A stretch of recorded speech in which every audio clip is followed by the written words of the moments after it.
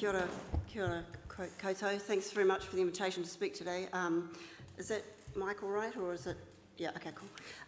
I hail from Bulls in the Rangitikei, so we have family connections to Pari Waha Waha Marae in Bulls, and I'm fifth generation from there on most sides that you know about. There's a few that are a little dubious, you know. Yeah. So I've got my slides here because I'm not trusting my eyesight. But you'll see there's a question mark, bombarding children with booze. Do you reckon we bombard children with booze? Any naysayers in the room? No naysayers, okay, cool. Let me see if I can get this thing to work. Okay, so what's the problem? That children who see alcohol marketing are more likely to drink early and more harmfully. I think you probably all know that. And that there's growing evidence that children's exposure to alcohol-related harm content online encourages early and more harmful drinking, even in early adolescence. So what they see in the real world and what they see online, both significantly problematic. So some of you may know the work that we did called Kids Cam. Anybody know the Kids Cam work? Hey, thanks a lot. So yeah, we were really so blessed. We put cameras on 12-year-olds and they wore them for 4 days, and they were living in the Wellington region, and we had 168 12-year-olds who diligently recorded what went on around them with these automatic cameras around their necks like our guy here. And a GPS as well, and got basically a kind of video really of the world that they live in, because the cameras took photographs automatically every 7 seconds. So we got 1.9 million images, which is a couple, but that's where when you're a professor you get to have wonderful students that do PhDs and masters and stuff, and they're the ones that have to trawl through it all. And by God did they. And we were really lucky because we realised that if we could get ethics to study anything of public health interest, then we could do just that. So while we were initially funded to look at junk food marketing, we ended up doing 14 different studies, including looking at alcohol marketing, gambling, tobacco and junk food, and a whole lot of other things as well. And I've written over 30 papers now. So I'm going to talk to you about that study. So obviously some of you already know that work, but just to give you sort of our latest on that, which we've just got a bit of media on in August. I was lucky enough to get into the Breakfast TV show in the morning and get to talk about public health and harmful advertising, the nature and extent of children's real-time exposure to unhealthy commodity marketing. And I have to credit Tom Waters, who is a fantastic master student who led this work. Let me just show you. These are the sort of up-to-date analysis on what we found, because we were quite conservative the first time we counted what we were seeing, and this time we had a better feel for what was going on, and we think this is a much truer account. So this is a graph of children's exposure to unhealthy commodity marketing by category per day. So you can see that unhealthy food really dominates at 68 a day, because that's not regulated at all, right? And then alcohol, which is partially regulated in our context, they were seeing 5.7 alcohol ads every day as they went about their daily lives. They saw 2 gambling ads a day and basically no tobacco. And very few social marketing messages over here on the far side. So not much to sort of counter that in a sense. So what do you think the top alcohol brands were that the kids saw? Tui? Woodstock, yeah? Heineken, yeah? Brands? Steinlager, yeah? Spates, maybe, yeah? Ah, good, yeah. Okay, you want me to tell you? Yeah. So in the middle there, Steinlager, Spates, Heineken, Export, and Tui. So not bad, eh? You guys know your beer. Yeah, and interesting, that's beer and nothing else. Yeah, those are the top ones that they were seeing, but they're seeing a lot of alcohol. And so then, this is again in their real lives as they go about it. Who pays for that alcohol marketing? Who do you reckon's the companies behind all that? Yeah? Who are the big companies? Who are the big global companies? Maybe, yeah? Anybody else? Yeah, AB, yeah, definitely. Any more? It's interesting, we should know more about this, I think, but look at this. So there were 53% of the marketing was, whoops-a-daisy, wrong one, I need to do this. So there you go, sorry. There's Steinlager Spates, yeah, Heineken. I've got two things going here. You can see I'm not coping. So here we go. So 53% of all the marketing was from 8 top companies. That's in the green there. 25% of all the marketing we could see, we couldn't actually identify, so likely quite a few from those big companies as well. And then there was other brands in 22%. So if you think of which of those 8 top brands had the majority of the marketing that our children see as they go about their daily lives in Aotearoa, they are, as some of you said, Heineken, Foley, that's a wine brand, I think, Asasi, Pernod Ricard, Carlsberg, AB, and so on, and Kirin Holdings, which is Lion. So basically, in a way, there is kind of just about one alcohol industry, you might say. And I think that's quite a, sort of hold that thought. It's one that I'm kind of mulling over, and I'd like to talk to all of you some more about this in the future, and I've got an opportunity that, if you have time, would be great to do. Because I think that there's a point at which they were always lying about brand recognition. It was just about keeping booze in the front of people's minds. Yeah? But they always say, oh, but I have to have my share of the market. And so maybe there's a level at which that's true. But given that they're owned by so few companies, it's kind of starts to become kind of just about one kind of global industry, or certainly a cartel of very few. Don't think so. They're international, they're multinational companies. Yeah. Yeah, so, yeah. So then, so what does it look like then from the point of view of the children? So I've just got some photographs for you of the kids, that the kids took themselves while they didn't actually actively take them, they were being taken while they were walking around their environments. So, first of all, this is, goes back to our earlier discussion around liquor stores. So this is the Newlands Liquor Centre. And what are we seeing here? Yeah, and have a look more closely. What's the child's angle here? What's the child's aspect? Yeah, pushing a trolley towards a wall of beer. Yeah, and then they go and pick it up for dad. Yeah, or their adult that's with them. What's it look like to you guys? What are the words that come to mind when you see it? But what about colourful, exciting, a lot? Yeah?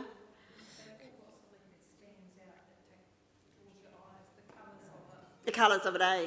It's not just on the buildings, guys. Yeah, I've got an answer for that. Yeah, and so what about this one? Can you see what this is about? Well, shock horror is a relationship between sports and alcohol. Yeah, I'm really, really interested in unpacking that and the relationship between sport and gambling. Yeah, which was back to the earlier wonderful speaker. So we've got a Tui were sponsoring Hurricanes at the time. I'm not sure what they still do. Does anybody know? Who's a Canes supporter? What was that? They're brave people. Oh, yes, so yeah.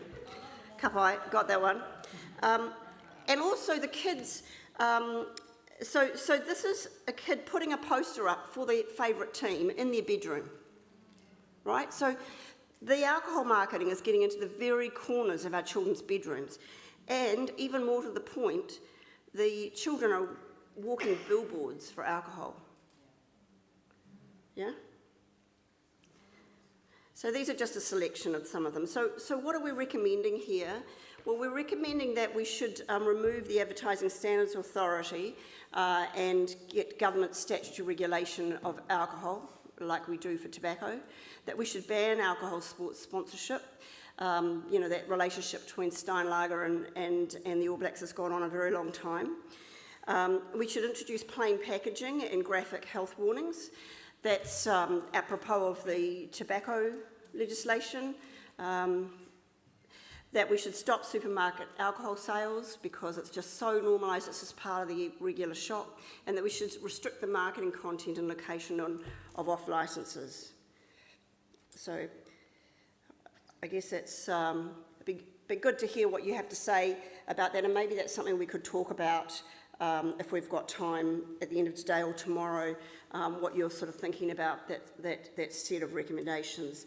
But to conclude that part of our work then, the children were saturated, in our view, with alcohol marketing in every aspect of their lives, and also the other harmful commodities, as we saw, that there are about 8 multinational companies that are largely responsible for the majority of alcohol marketing in Aotearoa, that children's exposure to each commodity accords with the level of regulation, right? So if there's, we need to think about better regulation, I think. We've eliminated tobacco marketing, basically. We can show that. That's what that study shows, that there is no tobacco marketing, and so we could do that for alcohol, junk food, and for gambling. So one of the issues for us with the Kids Cam study, which you're familiar with, was that we didn't really get a good look at their online world. It was a real weakness for us. We weren't getting good images, and because we just had every 7 seconds, then we didn't have the sort of run of play, you know. So then I thought, well, so how could we study the online world, and why would we? And one of my questions for you is, how many hours a week are New Zealand children online? A lot, yep. Any numbers? 40 hours. How many? Minimum 40 hours. Minimum 40 hours, yep. Any advances on 40? 40 is a pretty good guess. Yeah. So in New Zealand, in 2018, and that seems to be the latest data we've got, digital device use by children and adolescents, 42 hours a week. So Kapai, you were right about that. And a third of after-school time, they were on screens. That's a piece of work from Kids Cam that we were able to see how much they were on the screen. We just couldn't see what was on the screen always. 9 out of 10 play video games. And there's a hell of a lot of gambling-like activity in games, I can tell you. 82% use the internet on a typical day, and mostly harmful content. So I was really concerned about that, and WHO have been arguing that we really need to get a much better handle on harmful commodity marketing in the online space for a while now. So it occurred to me, how could we hack kids' phones with permission, basically? And so we did hack kids' phones. We developed a study called Kids Online. I don't know if anybody's heard about it. We've written a few papers, and we're about to publish a whole lot more. We've just done a big piece of work for the Ministry on gambling harm, for those of you who are interested, but we're still waiting for the Minister to allow us to release it publicly. You'll know that game. But we're optimistic we will get it. So this is the fundamental paper here, is Gertner et al., which is the method basically of how we did Kids Online. But it occurred to me one day while I was on a Zoom meeting, you know how you record your Zoom meetings if your mate can't be there so they can look at it later? I thought, well, if we can get the kids to record a Zoom meeting into the cloud, then we'll actually have their footage. And so that's what we did. And we asked our ethics committee, and they are a very enlightened ethics committee, I think, and we've been talking about this globally, and it seems that ethics committees globally are terrified of the privacy of children. But when you think of the privacy of children as so incredibly ruined by the tech industry, who completely knows what they're doing, where they're going, pings them when they go past Macca's and so on, it seems that the issue of harm is completely in the wrong direction. So we're hoping that more countries will feel optimistic to do this, but in the meantime it seems to be one of the first that's where we've been really able to get what they're actually doing in real time. And this is again where it's very useful to have some fantastic colleagues and students who, medical students in this case, who were wanting some money and were prepared to troll through the footage from the kids. But we got about, I don't know, it's nearly 600 hours of footage from 156 children. who were 12 from the Wellington region. They were year 8s, you know, the last year of primary school. And we did it sort of 22 to 24, so it was pretty tricky trying to get it through COVID. We used the software, like I said, saved it to the university's cloud storage, and we got the kids to record not only on their own phones, but also on their school laptops, which is very revealing. And I can tell you that some of the elite schools in Wellington have children playing Fortnite in class. And personal laptops as well, and sometimes tablets. And as I said, we had ethical approval in this case again to study the online world for anything of public health interest. So what did we do in terms of alcohol? So this is a study that we've just completed. We've got a draft paper, and we're going to consult on it shortly, so I'll give you some information about how you could be involved with that. But Sarah Sneed and others at Alcohol Health Watch have been working with me. Thank you very much, Sarah, to try and seek your perspective really on what recommendations we should make. So I'm giving you kind of a sneak preview today. So Kids Online Alcohol was to determine the nature and extent of children's exposure to what we call alcohol promoting content online, and to explore the differences we might see by gender, ethnicity and deprivation. We tried for equal explanatory power between Māori Pacific and New Zealand European men and women, boys and girls, and by deprivation. We didn't get there, but we certainly oversampled. So we were pleased with that. So that's the sampling there. 136 kids got data on that we could use, and you can see we had 27% Māori, 12% Pacific, and a lot more wealthier than poor children in our sample. Nevertheless, so we've got to be pretty cautious about any of those analyses by socioeconomic status, but nevertheless it can be indicative and warrant further investigation. So what do we find? So this is quite a busy chart, and I'm just hoping that you can see it from the back. Any chance that you can see it from the back? Hey, gosh, got better eyesight than me. So I decided just to put it up, because it's really absolutely, in my view, fascinating. So this is children's mean exposure to alcohol promoting content, and by that we mean that anything that talks about alcohol, that markets alcohol, that's alcohol branded, that says drunk or drunkenness or whatever. I can make these slides available to any of you if you like them, to all of you in fact, that talks about drinking or shows drinking, or because you have to go a whole lot more than just marketing, right? Because otherwise we would have been recording when kids went to a party. But here in this instance, they kind of go to a party, you know, they're looking at parties. So what type of marketing did they, what type of content did they see? And we were really amazed because they saw 2 a day, right? 1.98 a day in that top line. Can I got a pointer? Oops, what have I got? Wrong page, let's go up a page. Let's go up a page, hang on, sorry. There we go, table 1. Yeah, that's the right one now, but I just haven't got a pointer. It doesn't look like I've got a pointer. Sam, do I have a pointer? No, I don't. Okay, so look, can you see all? 1.98. So they're seeing 2 ads every hour that they're online.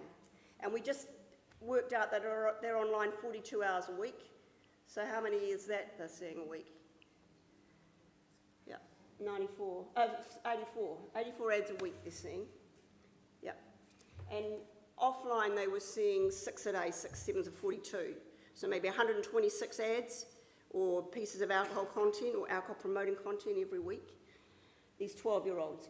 And we thought that it would be industry advertising, but actually only 3% is industry advertising, and 96%, the rest of it is basically user-generated.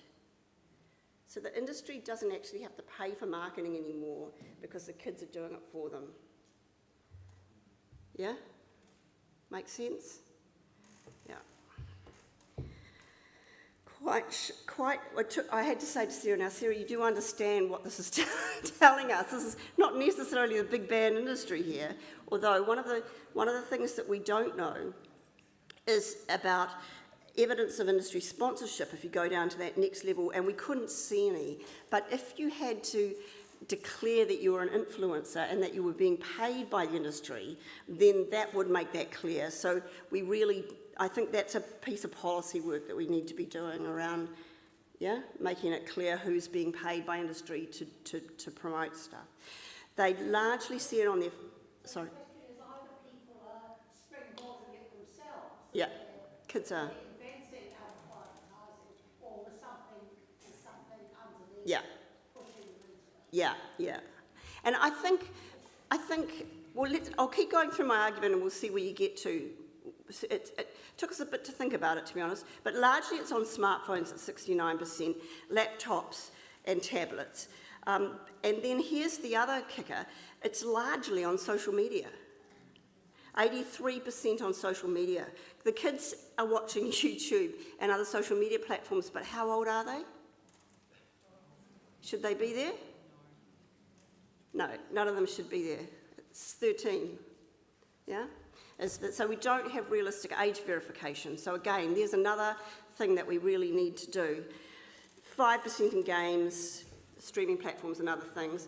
Let's have a look then at the next slide, which is just the rest of that table. So again, largely the format is embedded in social media posts at those top two, that's sort of 83%, but also embedded in other content, and then there's a bit of pop-up ads and so on. Alcohol brands are there more than the 3% of them advertising, because kids are holding bottles of Steinlager or posting pictures of people holding bottles of Steinlager at the party, and so then that is getting repeated. So 14% is branded, but still 85% is not. And then there's interactive elements, 76% of the time, they can engage with them, and 10% of the time they do actually engage with them. So this is what they see. So they see, for example, I just want to thank Aoife Kenny for her wonderful master's thesis on this. This is, bourbon, right? It's bourbon whiskey, Woodford Reserve. The study participant was playing an e-game in which players pretend to be a professional American football player. The alcohol advertisement video pops up for 20 seconds. There was no option to skip or close the advertisement until the video was over. Yeah. Okay. And so the next one, weird. This is, what can you see there? Can you see what the can is? Yeah, double brown. This is a still taken from a video on Snapchat's Spotlight feature. The brief video was of a young female crushing the beer can in a machine. The video plays twice with a total exposure time of 10 seconds. I don't know, this is what our children are doing in their childhood. And this one is an image from Snapchat Spotlight video is of one young person throwing something into a crowd at an event where alcohol is being consumed. The study participant lets the video play 3 times for a total of 20 seconds. You see that? Look like a party? Yeah, looks like a party. And then this one is, this participant was watching a full episode of The Simpsons when the image appears. The cartoon character opens the Duff beer bottle and empties it out the window. Really good harmonisation, clearly, don't drink it, before playing a game, which I know the name of that game and I'm sure most of you do too, with the other characters. So it's even in the cartoons and the programs they watch. This one's particularly odious. This is the cover image of a Bondi rescue video which appeared on the participants' feed. Can you see what that says?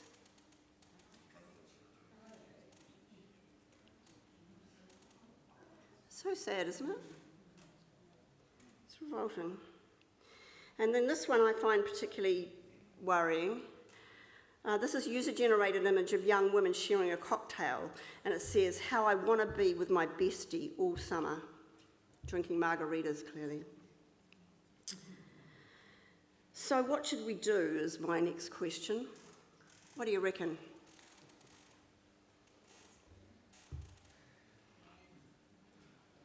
Something? Should we do something? Something a goer? Do we think something? If we're going to put hands up for something, we do something? We are going to do something? Eh? Yeah, no, well, that's a good question. No, absolutely not. I'm an optimist. No, we can, and I mean, there's some very clear things that we can do. I'll tell you a few, anybody got any ideas they want to share? What would you like to do? Anybody? Copy Australia for once. Yeah, copy Australia for once, yeah. And what would that be about, Hemi? The social media ban for under 16s. Anybody want to comment about that?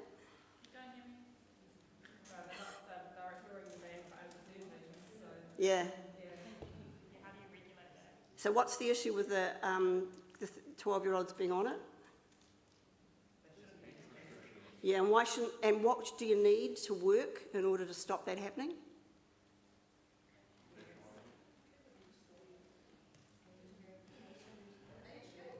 Yeah, you need a realistic, effective age gate. Yeah.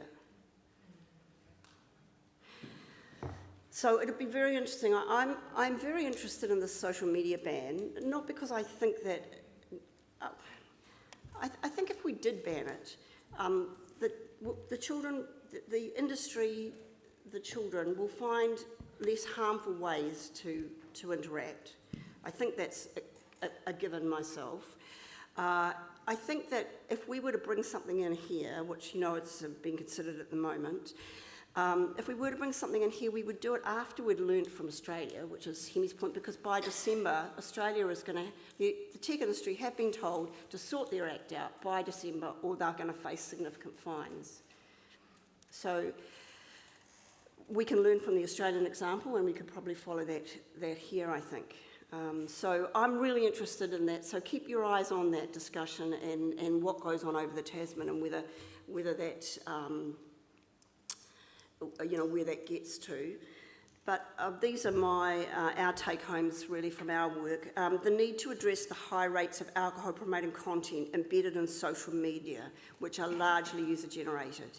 So no big bad media necessarily, no big bad alcohol industry to go after, but such exposures fall outside the scope of many established approaches to reducing alcohol exposure, such as ad blockers and advertising standards, creating a potential regulatory gap, which I think is your point, Liz, and strengthening these measures and or explicitly extending them to user-generated material is important to ensure that policies keep pace with the reality of children's online experiences.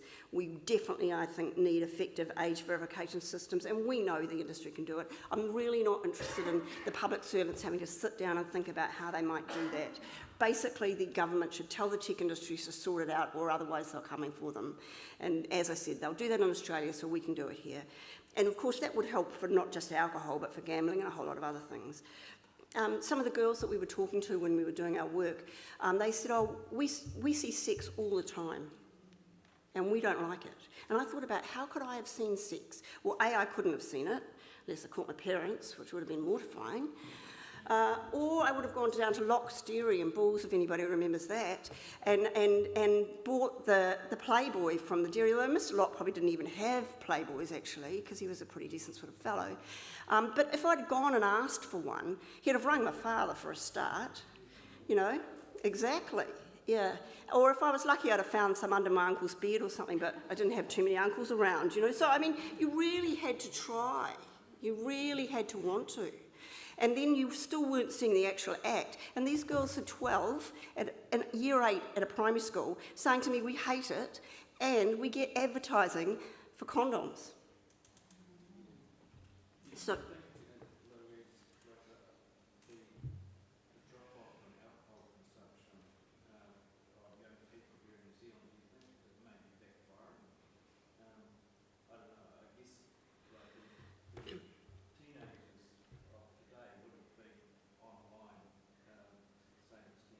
No, that's a really interesting point. Jude Ball, who works with me, has been really doing some fantastic work and looking at how teenagers have been so incredibly well behaved compared to my generation, who were wicked, you know. I mean, I'm sure I didn't do too many drinks at the Fits for underage. The first time I went, I was 16 and they threw me out.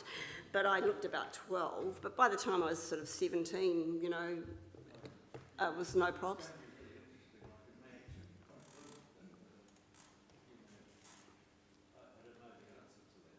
No, certainly they're keeping an eye on it with the youth surveys so that they can see, yeah. Kia ora. Do you put any thought into targeted ads? Sorry, dear? Do you put any thought into targeted ads that taking the stuff that you talk about surrounded or stuff that you search up on your phone? I'm sorry, I'm just missing that. Targeted ads? Targeted ads? So stuff that you search up on your phone. There's hardly any targeted ads at all. Only 3% of all the stuff they're seeing is ads. Yeah. So we don't know if it's like if they're going past. We don't have GPS data, so we don't know where they are. If you're thinking about them getting pinged, if they're out and about, is that what you're thinking?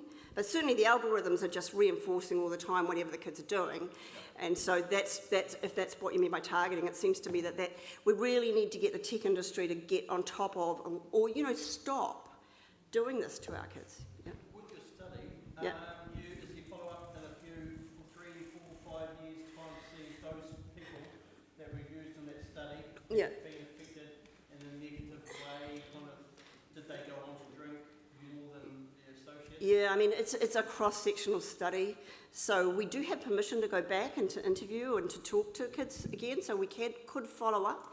Would need a bit of pūtea for that, but if anybody's volunteering any. No, just kind of getting the both But sides, no. both sides of it, they're exposed to it, but what's that, we can all say it, they've all been exposed to this many. Yeah, What has it done for you? yeah, that's right. Get the full side of the It would really help to have longitudinal data, eh? So one of the things we have talked to with is the what's it called? The longitudinal study in Auckland. What's it called? Somebody help me out.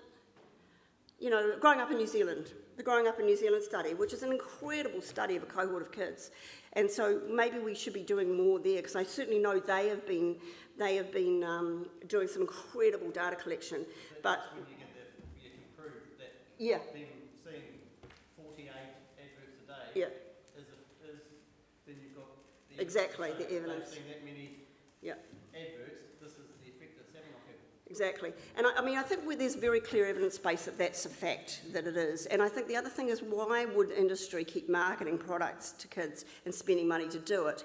But the interesting thing about the online thing is now they don't have to do that anymore because the kids are doing it for them.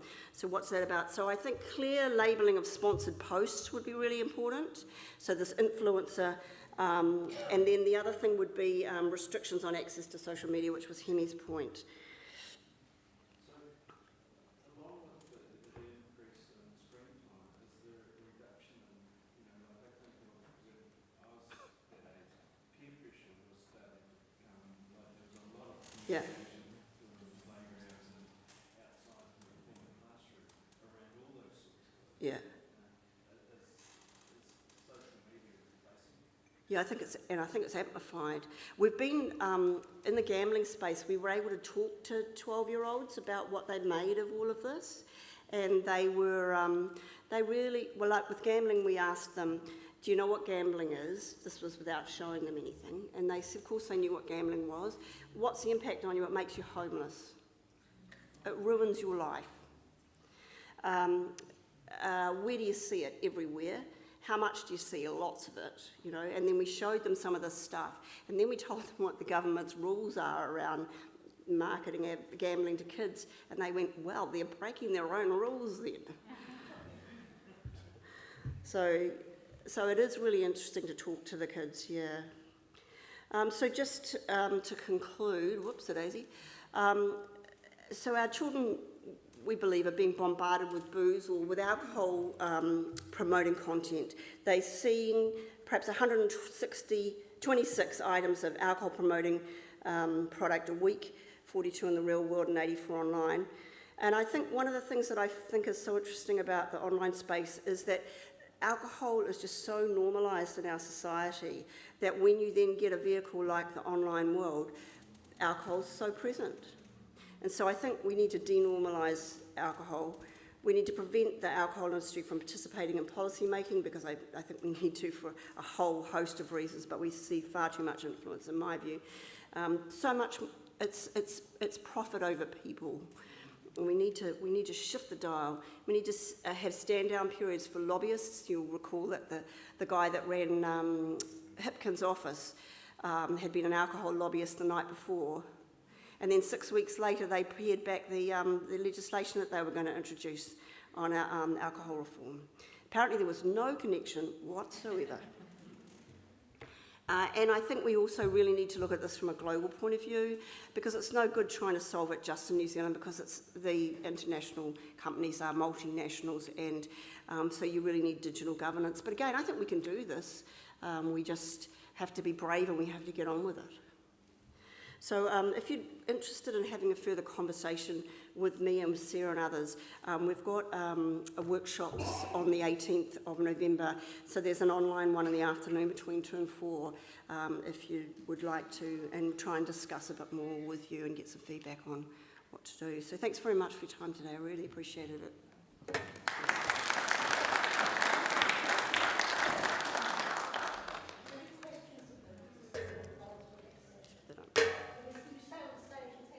Oh.